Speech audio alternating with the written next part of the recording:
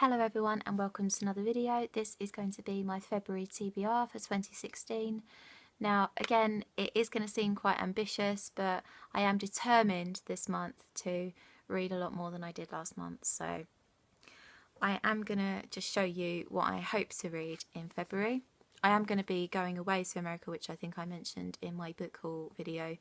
So I'm hoping I'm going to have quite a bit of reading time then, although I will only be taking my Kindle. So I will show you what I plan to read before March, and we will see how I get on with them.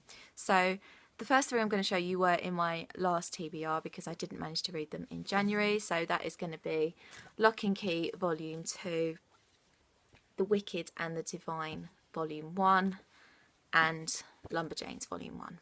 So I'm going to hope to read those this month. I will start reading them today, so hopefully I will finish them. I probably will, so yeah, I'm not too worried about that. The next one I'm going to show you should come as no surprise to you. It is A Storm of Swords Part 2, Blood and Gold by George R.R. Martin. I am also currently reading this, but I have only just started it. See, I am only about 50 or so pages in. I'm expecting a lot of heartbreak. This is apparently the Red Wedding book, and yeah, so there's going to be a lot of terrible things in this, so I will let you know. The next one I have to show you, I showed you in my book haul, and that is Halfway Dead by Terry Maggot. I will probably not be reading this until I go to America. So I believe this is a YA witch book, which I mentioned when I hauled it, and I'm looking very forward to it. I've also got the second one on here as well, Halfway Bitten, so I will read both of them and I will review them probably when I get back. So that is that. Also on my Kindle is The Fifth Wave by Rick Yancey, which I'm also currently reading. So when I have finished that, I will review it and put that on my blog. The next one I have is Worlds of Ink and Shadow by Lena Coakley. Again, I showed you this twice before. I want to get it read and reviewed because it's quite new out, so I want my review to still be quite fresh. As I have said again, this is a story about the Brontes with a magical element, so I'm very excited about it and I am going to be reading it ASAP.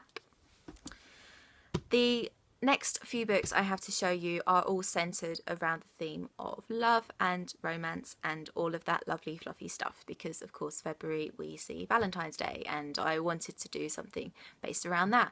Although I am single, I don't celebrate Valentine's Day or anything like that, but I kind of wanted to add to the mood of the season, I guess. So the next book that I have in this TBR is A Little Something Different by Sandy Hall.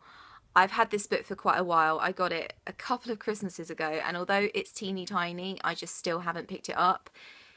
It's a love story about this couple who like each other but don't really know they like each other, and it's got 14 different perspectives in this little tiny book apparently, so that is going to be a little something different and I'm really looking forward to see how that's done. So I will let you know what I think when I've read it. The next one I have in that vein is This Is a Love Story by Jessica Thompson. I hadn't heard of this book until I saw it in Waterstones during the Christmas sales, I think.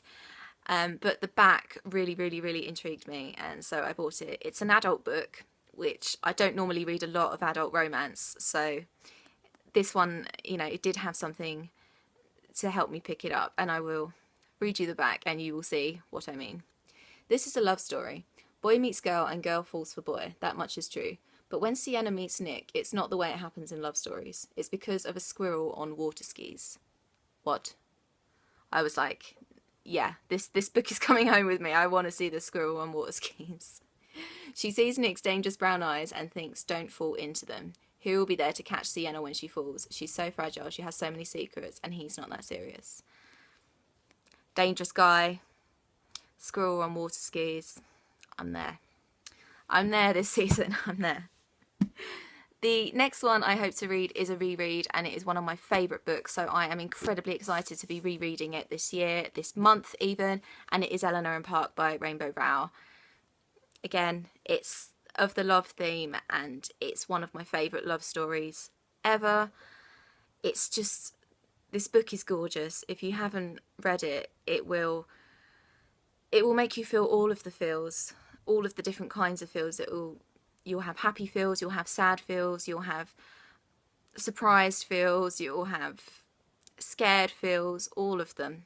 It's an incredible YA book, and yeah, I know it's really popular anyway, but cannot recommend this enough, and I'm going to be rereading it, and I'm so excited to. So yes. The next book I have to show you, I don't know if I'll get to it, but I wanted to include something a little bit love related, but not traditional love related. And I've not heard great things about this series, to be honest, but I'm curious and I have all of them, so I want to give them a go. It is Delirium by Lauren Oliver. This is a YA dystopian, I think, trilogy where love is considered a disease, and these people are, I don't know if they're punished or if they're just like inoculated if, you know, if they fall in love. So yeah, I'm looking forward to including it in this month. I'm going to try to get it in this month, because it's about love in a form that you wouldn't normally think of it. So yeah, I'm hoping to. So we'll see how it goes. As I said, I've not heard great things about this trilogy, but I wanted to form my own opinion of it. So that is my February TBR. I hope you enjoyed this video. I will leave all of my social media down below so you can chat to me on any of these. Have you read any of these? What do you think of them? Which one should I start with? And I will see you very soon for another video. Bye.